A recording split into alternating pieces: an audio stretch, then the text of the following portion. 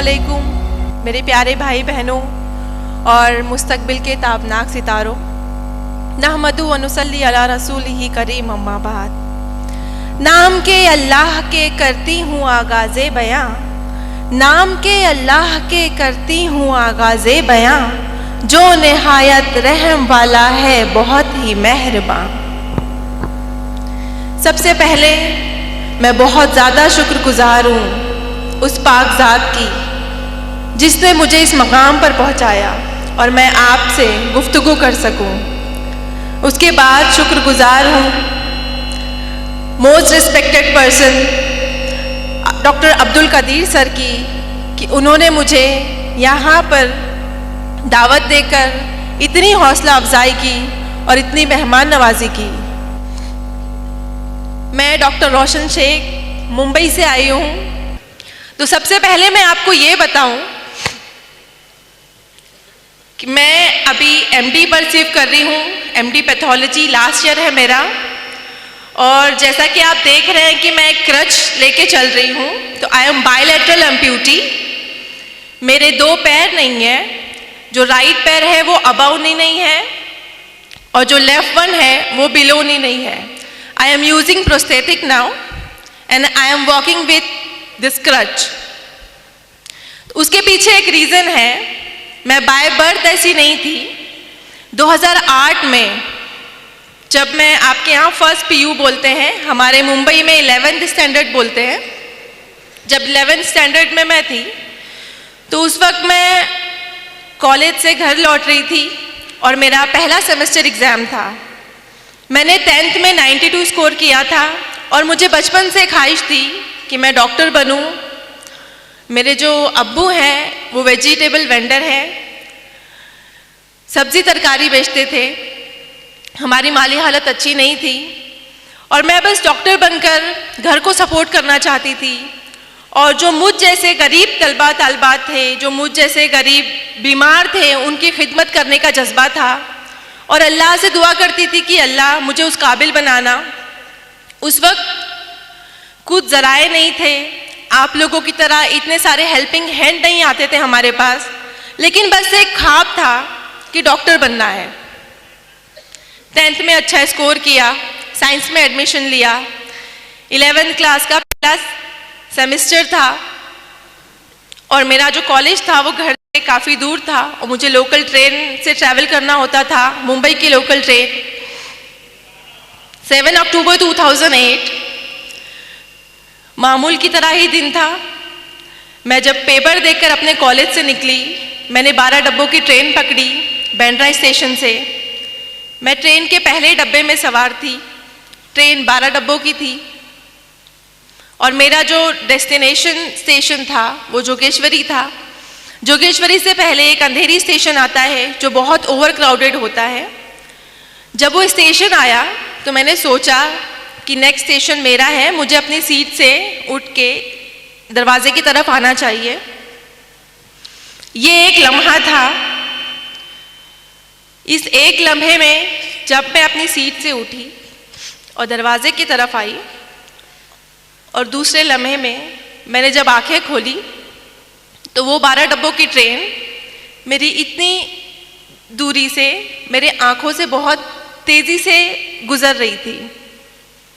एक लम्हे के लिए मैंने सोचा कि मैं कोई ख्वाब देख रही हूँ। मैं तो ट्रेन के डब्बे में थी, ट्रेन की पटरियों पे कैसे आ गई हूँ और ट्रेन इतनी तेज़ी से मेरे सर के ऊपर से कैसे गुजर रही है। बस एक वहम था कि अल्लाह करे ये ख्वाब हो, लेकिन मैं पहले डब्बे में सवार थी। वो 12 डब्बों की ट्रेन मेरे दोनों पहियों से कुचल के चली गई। किसी ने भी चेन नहीं खींची ट्रेन की। और जब ट्रेन काफ़ी दूर जाकर रुकी और मैं जो ट्रेन से गिरी थी वो 2 स्टेशन के बीच में मैं गिरी थी चलती हुई ट्रेन से।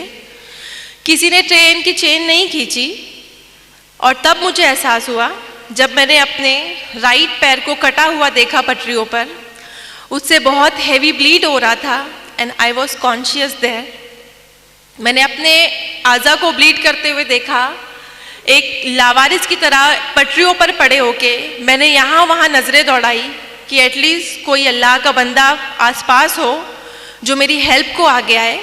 2 स्टेशंस के बीच में थी, तो लोगों को आने में टाइम लगा और उस वक्त हमारे पास सेलफ़ोन नहीं होते थे। अभी तो माशाल्लाह हर स्टूडेंट के पास सेलफ़ोन होते हैं।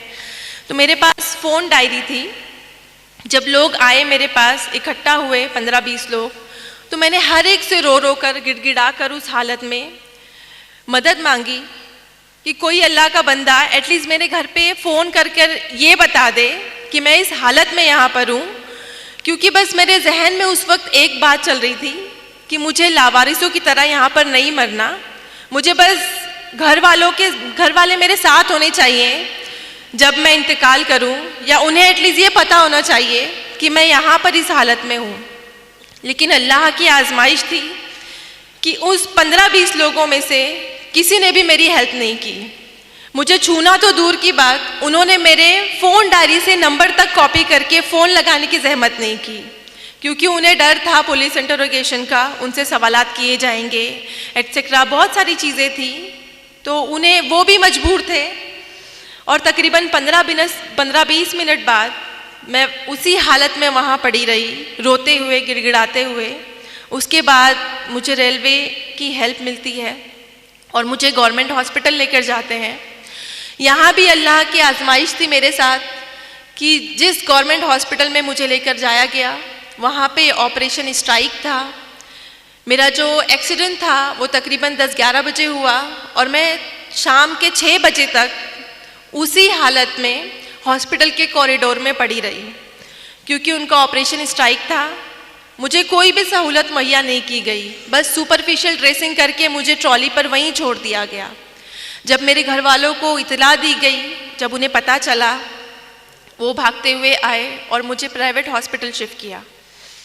प्राइवेट हॉस्पिटल में शिफ्ट होने के बाद मैं तकरीबन 2.5 महीने एडमिट रही। मेरा इलाज हुआ।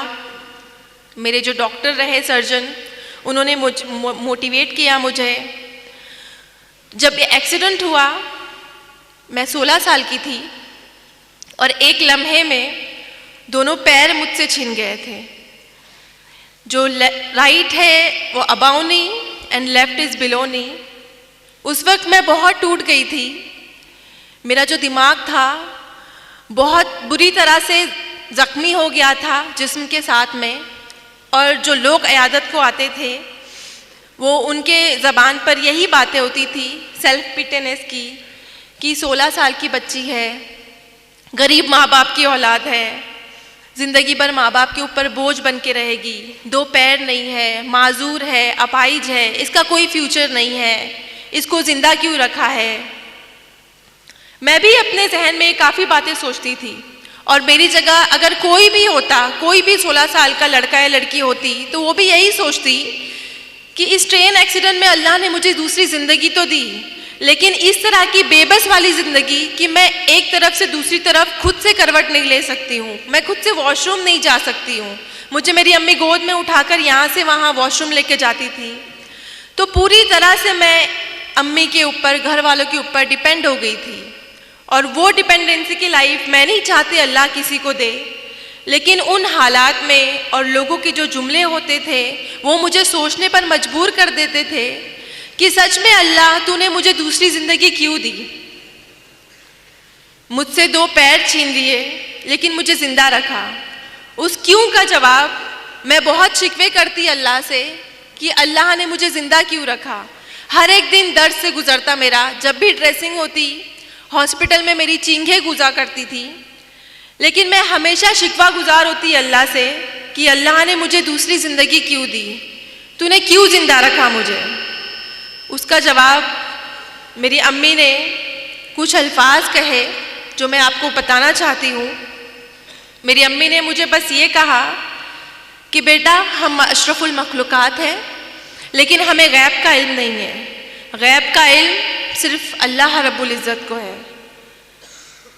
आपके पास पूरा जिस्म है, आपके पास दिमाग है, आपके पास हाथ है, आपके पास आँखें हैं, आपसे सिर्फ छीना है तो क्या, 2 मामूली पैर, सिर्फ 2 पैर लिए अल्लाह ने आपसे, और वो भी अल्लाह की चीज़ थी, तो उससे शिकवा कैसा।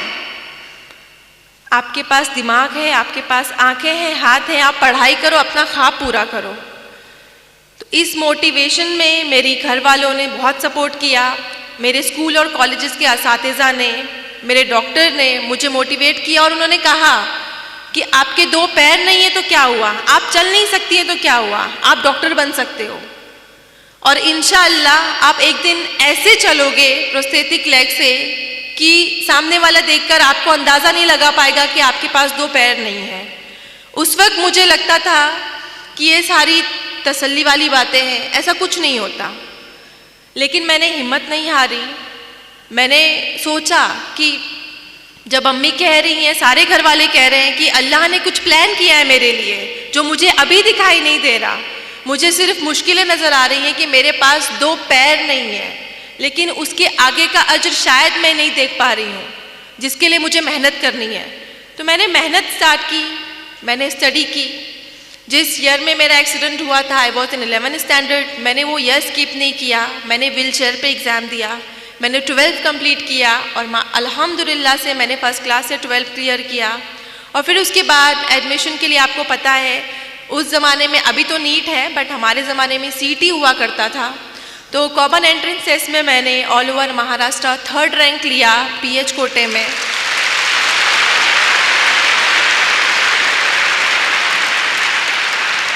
थर्ड रैंक लेने के बाद जिस तरह आपको खुशी हो रही है, मुझे इससे ज़्यादा खुशी हुई थी कि अल्हम्दुलिल्लाह मैं अपने ख्वाब के बहुत नज़दीक हूँ। और उसी दौरान मुझे ये प्रोस्थेटिक लगे, बायलैटरल जो प्रोस्थेटिक है मेरे नकली पैर, इससे मैंने चलना फिरना सीखा और मैंने 12th एग्ज़ाम क्लियर किया, सीईटी क्लियर किया। लेकिन यहाँ पर भी अल्लाह ने आजमाइश रखी मेरे लिए। मेडिकल में एडमिशन के लिए सारे डिसेबल पीपल को एक काउंसलिंग होती है, मेडिकल एग्जामिनेशन होता है और वहाँ पर हमारा डिसेबिलिटी परसेंटेज डिसाइड किया जाता है कि how much disable we are. तो वहाँ पे जब हम काउंसलिंग को गए, बहुत सारे कैंडिडेट आए हुए थे, मैं भी उनमें से एक थी। जब मेरा एग्जामिनेशन किया उन्होंने, तो मुझे मेरे डिसेबिलिटी सर्टिफिकेट पे उन्होंने 89% डिसेबल लिखा। और मेडिकल में एक क्राइटेरिया है, 20 इयर्स लॉ है कि कोई भी फिजिकल डिसेबल जो कैंडिडेट है, जो उम्मीदवार है मेडिकल में एडमिशन के लिए, वो 40 to 70 के बीच में डिसेबल हुआ तो ही एडमिशन के लिए एलिजिबल है, वरना उसे एडमिशन नहीं मिलता है। तो I was more than 70% disable that time, और तो मुझे मेडिकल में एडमिशन के लिए डिनाई किया गया कि आप 89% डिसेबल हो, आप 2 क्रचेस यूज़ करते हो, आपके पास 2 पैर नहीं है, तो आप मेडिकल में एडमिशन नहीं ले सकते हो, आप डॉक्टर नहीं बन सकते हो। उस वक्त जो मायूसी की लहर थी मेरे अंदर, वो मेरे एक्सीडेंट के वक्त से ज़्यादा थी, क्योंकि मैंने बहुत मुश्किलों से अपने आप को समेटा था। मैंने बहुत यकीन किया था अल्लाह की ज़ात पर कि अल्लाह ने मेरे लिए कुछ बड़ा रखा है, क्या पता इसी के ज़रिए मुझे डॉक्टर बनना लिखा हो। लेकिन जब डिनाई हुआ तो मैं बहुत फिर से मायूस हो गई। लेकिन वहाँ पर मेरे डॉक्टर ने मुझे सजेस्ट किया कि आपके पास एक और रास्ता है, आप नाउम्मीद मत हो अल्लाह की ज़ात से, आपके पास एक और ज़रिया है, आप बॉम्बे हाई कोर्ट में अपना केस फाइल कीजिए।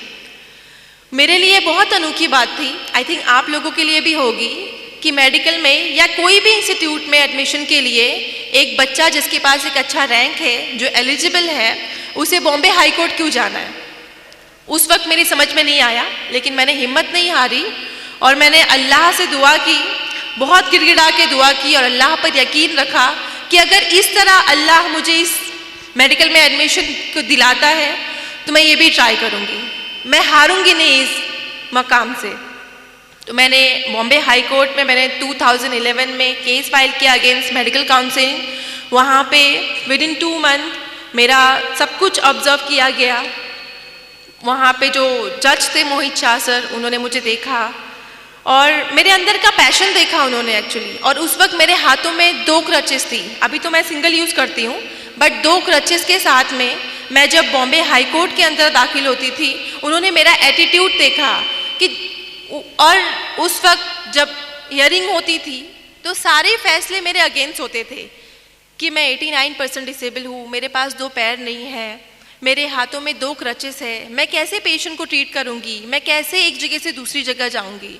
तो सब कुछ मेरे अगेंस्ट था और मैं बहुत नाउमीद हो गई थी कि शायद मुझे यहाँ पे भी डिनाई मिलेगा। और मुंबई में ऐसा कोई केस नहीं था कि मोर देन 70% डिसेबल के बाद भी किसी को एडमिशन मिला हो। मेरा केस पहला केस था जो बॉम्बे हाई कोर्ट में गया।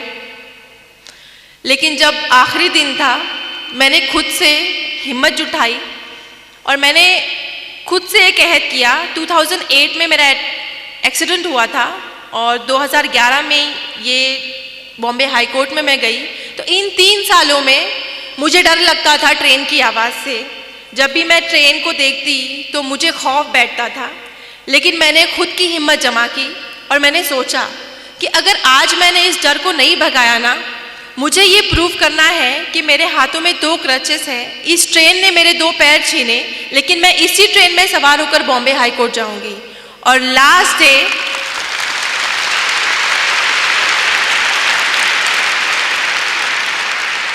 कोर्ट हियरिंग का फाइनल डे था, जब मेरे फेवर या अगेंस्ट में फैसला आने वाला था। मैंने ये रिस्क लिया।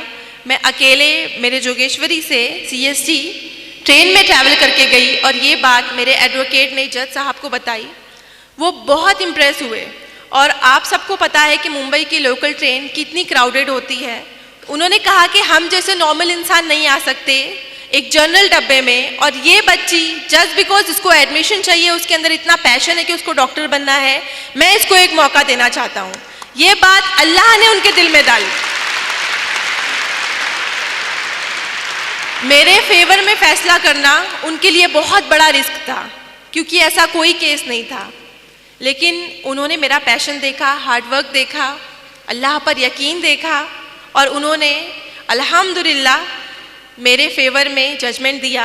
और उसके बाद आप अल्लाह के करिश्मे देखिए कि जहाँ एक तरफ मुझे लगता था कि मुझे मेडिकल में एडमिशन नहीं मिलेगा, और दूसरे दिन ये हुआ कि मेरे फेवर में जजमेंट देने के बाद मुझे इंडिया के टॉप मोस्ट कॉलेज में एडमिशन मिला, सेठ GS medical college and KEM hospital. मैं बहुत ज़्यादा शुक्रगुजार हुई अल्लाह की, और मुझे यकीन हो गया और यकीन पुख्ता हो गया कि अल्लाह ने इतनी आजमाइशें लिखी तो है मेरी ज़िंदगी में, लेकिन मुझे नवाजा क्या जो मेरी हैसियत भी नहीं थी। मैंने कभी नहीं सोचा था कि मुझे इतने टॉप मोस्ट कॉलेज में एडमिशन मिलेगा, लेकिन मेरे ऊपर एक जिम्मेदारी थी कि मुझ पर भरोसा करके जो चीफ जस्टिस सर ने मेरे फेवर में सबके अगेंस्ट जाकर मेरे हक में फैसला सुनाया था, मुझे उनको सही साबित करना था। और मुझे उन तमाम लोगों को गलत साबित करना था जो अयादत के दौरान आते थे और मुझ पे ताने कस के जाते थे कि ये ज़िंदगी भर माँ बाप के ऊपर बोझ बनकर रहेगी, इसकी लाइफ में कुछ भी प्रोग्रेस नहीं होगा, ये हमेशा बेड रिडन रहेगी। मुझे उन सबको प्रूव करना था कि 89% डिसेबल होने के बाद, 2 पैर नहीं होने के बाद भी एक लड़की, मुस्लिम माशरे से ताल्लुक़ रखने वाली लड़की डॉक्टर बन सकती है। MBBS डॉक्टर बन के मुझे उन लोगों को गलत साबित करना था। 5.5 साल मैंने बहुत तकलीफ़ें उठाई। हमारे लेक्चर हॉल काफ़ी दूर होते थे। हर लेक्चर में मैं 10-15 मिनट लेट पहुंचती। एहसास कमतरी होता मुझे कि मैं लेट पहुंच रही हूँ, मेरा लेक्चर मिस हो रहा है, और 3-3, 4-4 घंटे नॉन स्टॉप खड़े रहना होता था। लेकिन मैंने इन सारी जो नेगेटिव बातें जहन में बनती कि मुझे दर्द हो रहा है, मुझे नहीं करना है, मुझसे नहीं होगा, इन सब को मैंने हटा के एक गोल फोकस किया। जैसा कि सर ने बताया कि अगर आपका गोल, आपने अपने गोल को फोकस किया है तो बाकी की जो नेगेटिविटी है वो आपको कभी भी रुकावट नहीं बनेगी। मैंने हमेशा एक गोल फोकस किया था कि मुझे MBBS करके लोगों को जवाब देना है, और मेरे जैसे जो जितने भी कैंडिडेट होंगे, जिनको भी डिनाई होता होगा या जो भी मायूस हो जाते होंगे, उनके लिए नई राह खोलनी है। मेरा एक मकसद था। तो मैंने 5.5 साल कड़ी मेहनत की, अल्लाह से दुआ की, और अल्लाह पर यकीन रखने का फल मिला। और 2016 में मैंने फर्स्ट क्लास से MBBS पास किया। और इस तरह से मैं मेरे अम्मी के ख़ानदान और अब्बू के ख़ानदान में पहली डॉक्टर बनी। हमारे जो फैमिलीज़ हैं उनमें लड़कियों को ज़्यादा तालीम देने का रिवाज नहीं है। मेरे जो अम्मी अब्बू हैं, सारे ख़ानदान के अगेंस्ट जाकर हम 3 बहनों को आला तालीम दिलाए। मैं बहुत थैंकफुल हूँ अपने पेरेंट की कि उन्होंने इतना बड़ा रिस्क लिया कि हम 3 बहनों को इतनी आला तालीम दी, बहुत ताने सहे उन्होंने, लेकिन उन्होंने उनकी भी जिद थी कि नहीं हम बेटियों को पढ़ाएंगे। और MBBS कंप्लीट किया जब मैंने, तो मैंने सोचा कि MBBS तक जर्नी नहीं रखनी मुझे मास्टर डिग्री करनी है। और मैंने नीट PG दी। नीट PG में भी अल्हम्दुलिल्लाह से मैंने 3rd रैंक हासिल किया ऑल ओवर महाराष्ट्र इन PH कोटा। और यहाँ तो मैं बहुत ज़्यादा ओवर कॉन्फिडेंट थी कि after passing first class in MBBS and securing 3rd rank in PG NEET मुझे ईजिली एडमिशन मिल जाएगा। लेकिन यहाँ अल्लाह ने वापस आजमाइश रखी मेरे लिए कि डिस्पाइट ऑफ दिस थिंग कि मैं पास हूँ MBBS में, मैंने 3rd रैंक लिया है, मुझे फिर से डिनाई मिलता है कि आप डिसेबल हो, हमारे पास लॉ है, we can't go against law. 20 year law है, 40 to 70% डिसेबल लोग नहीं हम एडमिशन दे सकते, सॉरी मैम हम आपको एडमिशन नहीं दे सकते। तो इस वक्त मेरे पास सिर्फ 2 दिन थे, बिकॉज ऑनलाइन एडमिशन होते हैं। अब उन 2 दिनों में हाई कोर्ट का प्रोसीजर करना नामुमकिन बात थी, लेकिन मैंने हिम्मत नहीं हारी। मैंने कुछ ना कुछ सोचा और दुआ की अल्लाह से कि अल्लाह तेरी ही ज़ात है जो मुश्किलों को आजमाइशें हमारे ऊपर डालती है, और तेरी ही ज़ात है जो इसको हल करने का हमारे अंदर जज्बा भी देती है, रास्ते भी खोलती है। बस तू एक रास्ता मुझे अता कर दे। आप यकीन नहीं करेंगे, ये जो पुराना कानून है 20 साल इंडिया की कॉन्स्टिट्यूशन में, अल्लाह की गैबी मदद जो बोलते हैं, मैंने सिर्फ कहानियों में सुना था कि अल्लाह गैब से मदद करते हैं, लेकिन मेरी ज़िंदगी में ऐसे कई बार हुआ कि गैबी तरह से मुझे एक मेंबर ऑफ पार्लियामेंट ने मेरे सपोर्ट में आए। उन्होंने मुझसे पूछा कि बेटा क्या है, मैंने जस्ट उनको ऐसे ही बताया कि सर मेरा नीट PG में मैंने इतना एग्ज़ाम स्कोर किया है, मुझे एडमिशन के लिए डिनाई किया जा रहा है and I have only 2 days। उन्होंने कहा डोंट वरी, मैं खुद दिल्ली जाता हूँ अभी फ्लाइट लेके। और आप यकीन नहीं करेंगे कि दिल्ली में वो गए और उस वक्त JP नड्डा सर थे सेंट्रल हेल्थ मिनिस्टर, उनके सामने मेरा एप्लीकेशन रखा और 2 दिन में इंडिया का 20 साल पुराना कानून चेंज हो गया।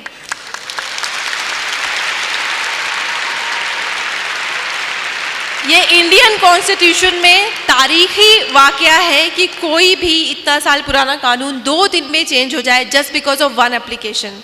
तो ये अल्लाह का करिश्मा नहीं है तो क्या है, आप इसको क्या कहेंगे? अल्लाह की ज़ात पर यकीन रखने का फल है ये। अल्लाह की ज़ात पर यकीन था मुझे कि अगर अल्लाह ने इतनी आजमाइशें दी हैं तो हल भी वही निकालेगा। और उसके बाद जब ये रूल चेंज हुआ, और आपको बताऊं कि मैं अगेन मुझे MD में सेम कॉलेज में एडमिशन मिला, सेठ GS medical college and KEM hospital. और अभी मैं आपके सामने MD के लास्ट ईयर में हूँ। मेरे फाइनल एग्ज़ाम मई और जून में है। आप लोगों से दुआ की दरख्वास्त है कि आप लोग प्लीज़ मेरे हक़ में दुआ कीजिए कि मैं ये भी अच्छे नंबरों से कामयाब हो जाऊँ और लोगों को बहुत इंस्पायर करूँ। अल्लाह मेरे ज़रिए अगर ये काम करवाना चाहता है, मैं बहुत खुश हूँ, बस आप लोगों की दुआ चाहिए। ये सब मेरी ज़िंदगी के फैक्ट्स थे जो मैं आप लोगों के सामने रख रही थी। मैं अपनी ज़िंदगी के हालात इस मकसद से आपके साथ शेयर कर रही थी कि हालात चाहे जैसे भी हों, हमें अल्लाह की ज़ात से उम्मीद नहीं छोड़नी चाहिए, क्योंकि हालात को लाने वाली और उसको हल करने वाली ज़ात सिर्फ अल्लाह की होती है। हमें उसकी ज़ात पर तवक्कुल होना चाहिए। आपकी ज़िंदगी में बहुत सी परेशानियाँ आएंगी, मेंटली होंगी, फाइनेंशियली होंगी, फिज़िकली होंगी, लेकिन आपको उनसे घबराना नहीं है, आपको उनसे डरना नहीं है, और ना ही अपनी कोशिश को, अपनी मेहनत को बंद करना है। अल्लाह रब्बुल इज़्ज़त हमें 70 माओं से ज़्यादा चाहता है। आप सबकी अम्मी जितना चाहती है आपको एक रात बुखार हो जाए, आपकी अम्मी सारी रात नहीं सोती। अल्लाह ताला 70 माओं से ज़्यादा चाहता है हमें, तो हमारी हैसियत से ज़्यादा मुश्किलें कैसे दे सकता है वो हमें? बस उसकी ज़ात पर यकीन रखो। और कहते हैं ना, अल्लाह अपने उन्हीं बंदों को आजमाता है जिनको वो सबसे ज़्यादा प्यार करता है। इंसान को कोई चीज़ तब तक नहीं हरा सकती जब तक वो खुद हार ना मान ले। मुश्किलों से लड़ना सीखिए मेरे दोस्तों, इंशाअल्लाह कामयाबी आपकी कदम चूमेगी। जैसा कि शेर में कहा है, परेशानियों से भागना आसान होता है, परेशानियों से भागना आसान होता है, हर मुश्किल वक्त ज़िंदगी में एक इम्तिहान होता है। हिम्मत हारने वाले को कुछ नहीं मिलता ज़िंदगी में, हिम्मत हारने वाले को कुछ नहीं मिलता ज़िंदगी में, मुश्किलों से लड़ने वालों के कदमों में जहान होता है।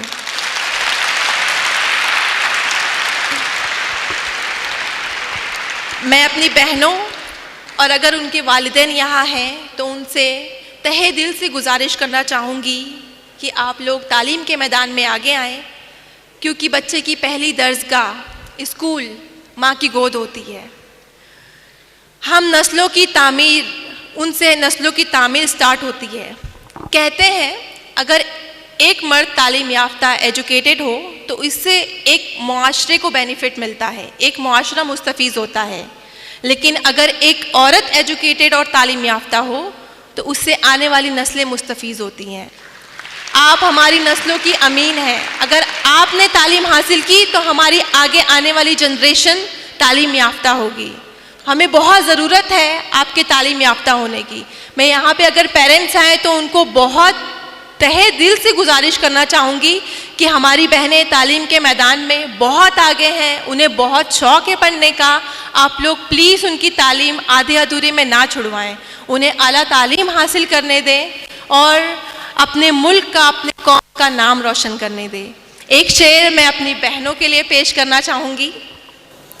इंसान के किरदार की मेमार है औरत, इंसान के किरदार की मेमार है औरत, इखलास और मुरव्वत की तरहदार है औरत। ये माना रहम दिल है, नरम खूं है, सन्फ़े नाजुक है।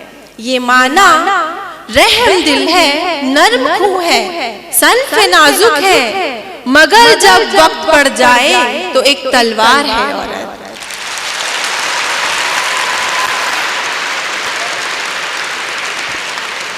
यहाँ पर आने वाले तमाम स्टूडेंट से मैं फिर से रिक्वेस्ट करना चाहूँगी कि आप सबको इतना बेहतर शाहीन इंस्टीट्यूट मिला है, डॉक्टर अब्दुल कदीर सर की सरपरस्ती मिली है। आप सब बहुत ज़्यादा खुश नसीब है। बिलीव मी, जब मैंने अपना नीट पीजी क्लियर किया, जब मैंने अपनी नीट की तैयारी की, हमारे पास ऐसा कुछ नहीं था। मेरे पास सिर्फ बुक्स थी और उस बुक से मैंने पढ़ाई की। मेरे पास इतनी गाइडेंस नहीं थी, इतने अच्छे टीचर्स नहीं थे, अब्दुल कदीर सर नहीं थे, शाहीन इंस्टीट्यूट नहीं था। आप लोग खुद को बहुत लकी समझो, अल्हम्दुलिल्लाह माशाअल्लाह आप लोग बहुत ज़्यादा लकी हो कि आपको यहाँ पे एनवायरनमेंट मिल रहा है। अब्दुल कदीर सर मिले हैं आपको। उन्होंने इस प्रेस्टीजियस इंस्टीट्यूट में उनके पास इतनी सारी कुर्बानियाँ दी हैं, कोशिशें की हैं और इसे इस मकाम पर पहुँचाया है। आप सबको पता होगा 1989 में सर ने यहाँ पे स्टार्ट किया 17 बच्चों से और आज अल्हम्दुलिल्लाह अल्लाह ने इतने सारे बच्चे नवाजे उनको। एक बार तालियां होनी चाहिए अब्दुल कदीर सर के लिए। सर आज इस मकाम पर किस तरह पहुँचे आपने कभी सोचा होगा? बिकॉज उनके दिल में कौम के लिए, मुल्क के लिए जज्बा था कि उन्हें कुछ करना है। आप लोगों से, आप लोगों को पढ़ाकर उन्हें क्या मिल रहा है? कोई बेनिफिट नहीं दे रहे हैं आप उनको, लेकिन एक जज्बा है कि मेरी कौम आगे बढ़े, मेरा मुल्क आगे बढ़े। और उस जज्बे को लेकर सर ने कोशिश की, दिन रात कोशिश की, ज़ीरो से लेकर आज इतना बड़ा मकाम किया सर ने। और आज सर उस मकाम पर है कि आप लोगों के लिए और करोड़ों लोगों के लिए एक इंस्पिरेशन बन गए। तो एक से शेर मैं सर के लिए कहना चाहूँगी। तारीख हो राहें तो नई राह दिखाएं। तारीख मतलब आपको पता है अगर अंधेरा। तारीख हो राहें तो नई राह दिखाएं, सोई हुई कौमों में ये हिम्मत को जगाएं। रहबर भी ये, हमदम भी ये, गमखार हमारे, अब्दुल कदीर सर ये बच्चों के हैं मेमार हमारे।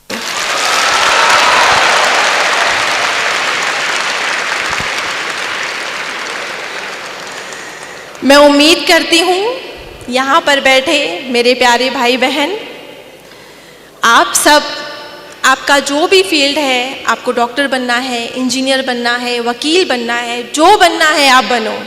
आप सब अपनी फील्ड में बेहतरीन दर्जे से कामयाब होने की कोशिश करेंगे और शाहीन इंस्टीट्यूट के साथ साथ हमारे मुल्क का नाम भी रोशन करेंगे। आप सबकी हमें और कौम को बहुत ज़रूरत है, बिकॉज़ आप सभी हमारा सरमाया हो। अपनी काबिलियत को सिर्फ वक्ती परेशानियों के डर से ज़ाय मत कीजिए, हिम्मत कीजिए, हौसला कीजिए और सबसे बड़ी बात, अल्लाह की ज़ात पर यकीन रख कर आगे बढ़िए। इंशाअल्लाह मैं गारंटी देती हूँ आप कभी भी हार नहीं मानेंगे, हमेशा आपको कामयाबी मिलेगी। और एक शेर लास्ट आप सबके लिए, मंजिल से आगे बढ़कर मंजिल तलाश कर, मंजिल से आगे बढ़कर मंजिल तलाश कर, मिल जाए तुझको दरिया तो समंदर तलाश कर। मंजिल से आगे बढ़कर मंजिल तलाश कर, मिल जाए तुझको दरिया तो समंदर तलाश कर। हर शीशा टूट जाता है पत्थर की चोट पर, पत्थर ही टूट जाए वो शीशा तलाश कर। मैं बहुत ज़्यादा शुक्रगुजार हूँ आप सब लोगों की। सबसे पहले तो डॉक्टर अब्दुल कदीर सर की कि उन्होंने इतने शॉर्ट नोटिस में मुझे बुलाया। कल ही मैं बंगारपेट में मदऊ थी, वहाँ पर मुझे सर मिले और सर ने एकदम से मुझे कहा कि आपको मुझे आना है, आपको बिदर में साइंस इंस्टीट्यूट में आना है। मेरे पास कोई लीव नहीं थी, मैं बस 2-3 दिन की लीव लेकर आई थी हॉस्पिटल से। लेकिन जब मैंने सुना सर के बारे में और मुझे बहुत ज़्यादा दिल में ऐसी ख्वाहिश हुई कि मुझे बच्चों से मिलना है। और मैं आपको बताऊं, आप लोगों को खुद के लिए एक बार बहुत ज़ोरदार तालियां बजानी चाहिए खुद के लिए।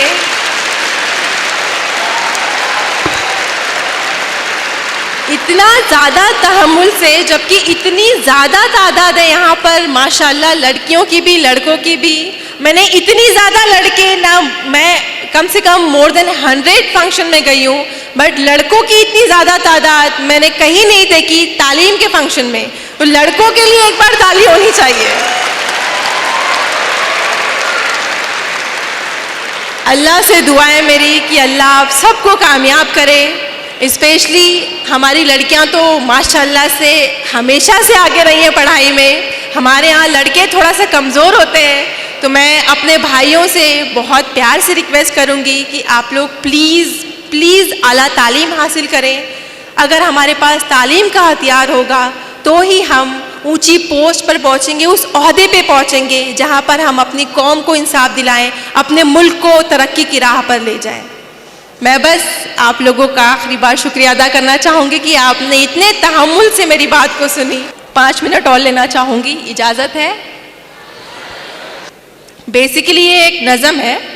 मैं रिक्वेस्ट करूँगी आप सब लोगों से, यहाँ पे जो बड़े हजरात हैं, मुअज़्ज़ज़ हस्तियाँ हैं, उनसे भी मैं आजिज़ाना रिक्वेस्ट करूँगी कि हम सब की ज़िंदगी में सबसे बड़ा मकाम होता है, सबसे खालिस रिश्ता जो होता है माँ से होता है।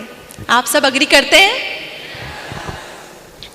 बहुत सारे रिश्ते होते हैं ज़िंदगी में, लेकिन अल्लाह ने माँ और बच्चे का रिश्ता बहुत खालिस रखा है। आपको अंदाज़ा होता होगा, आपको दर्द लगती है, आपको दर्द और चोट जब फील होती है, वो सेम दर्द आपको अपनी अम्मी के चेहरे पे दिखाई देता है। आपसे ज़्यादा वो परेशान हो जाती है। आप तो सुकून से गोली लेके सो जाते हैं, लेकिन अम्मी कभी नहीं सोती। रात भर वो कच्ची नींद से उठ के आपको देखती है, मेरे बच्चे का बुखार तो कम नहीं हुआ, दर्द कम हुआ कि नहीं हुआ। अल्लाह ने माँ को ऐसे ही बनाया है, पता नहीं किस मिट्टी से बनाया अल्लाह ने माँ को। मैं बहुत ज़्यादा अपने आप को लकी फील करती हूँ कि अल्लाह ने मुझे दुनिया की बेस्ट अम्मी से नवाजा है। और इसमें कोई शक की बात नहीं कि आप सबको भी आपकी अम्मी बहुत ज़्यादा पसंद है, और मेरी तो आइडियल ही मेरी अम्मी है। मैंने जो कुछ सीखा है, जो कुछ भी हौसला मिला है, मुझे मेरी अम्मी ने दिया है। और मैं आप लोगों से रिक्वेस्ट करूंगी कि आपकी अम्मी ने अब तक ज़िंदगी में जितनी भी कुर्बानियाँ दी हैं आपके लिए, जितनी भी मेहनतें की हैं, जब मैं ये नज़्म पढ़ूं आप लोग उसको अपने बैक माइंड में दोहराना, आप उसे याद करना कि आपकी अम्मी ने कितना कुछ किया है आपके लिए और हम कुछ नहीं दे पाते उन्हें।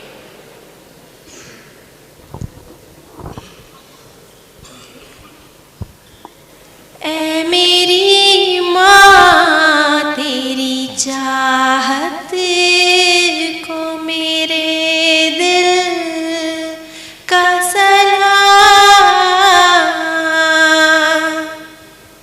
और ये नज़्म सिर्फ मेरी अम्मी के लिए नहीं, आप सबकी अम्मी को डेडिकेट करूंगी।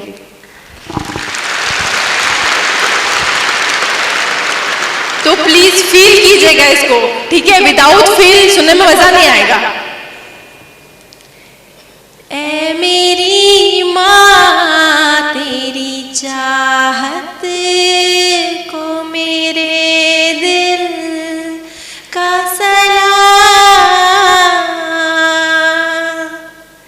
तेरी पाकीज़ा मोहब्बत को मेरे दिल का सलाम। ऐ मेरी माँ तेरी चाहत को मेरे दिल का सलाम, तेरी पाकीज़ा मोहब्बत को मेरे दिल का सलाम। तेरे एहसान का बदला ना चुका पाएंगे, तेरे एहसान को हरगिज़ ना गिना पाएंगे, तेरी अज़मत का पता ना लगा पाएंगे, तेरी हर एक इनायत को मोहब्बत को सलाम। ऐ मेरी माँ तेरी चाहत को मेरे दिल का सलाम, तेरी पाकीज़ा मोहब्बत को मेरे दिल का सलाम। मेरे ज़ख्मों पे रखा तूने दुआ का मरहम, कितने बर्दाश्त किए मेरे लिए दुख और गम, मेरे अल्लाह का नाज़िल हो तेरे दिल पे करम, तेरी पाकीज़ा दुआओं की अजाब